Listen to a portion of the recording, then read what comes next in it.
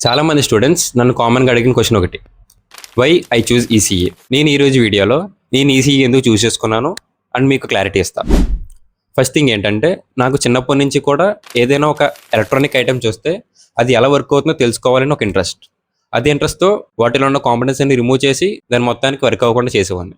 అవి ఎలా వర్క్ అవుతున్నాయి అనే స్ట్రాంగ్ క్వశ్చన్ నన్ను ఈసీఈ చూస్ చేసుకునేలా చేసింది. నేను నా ఇంట్రెస్ట్ ఏంటో తెలుసుకున్నా అండ్ నా ఇంట్రెస్ట్ మీద రీసెర్చ్ చేసి ఈసీఈ బ్రాంచ్ నాకు బెస్ట్ ఆప్షన్ సెలెక్ట్ చేసుకున్నా.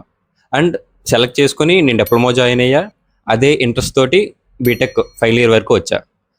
ఒకప్పుడు నేను అవి ఎలా వర్క్ అవుతున్నాయో తెలుసుకునేవాడిని. ప్రజెంట్ ఇప్పుడు వాటిని నేను నా ఓన్ హ్యాండ్స్తో డిజైన్ చేస్తున్నా.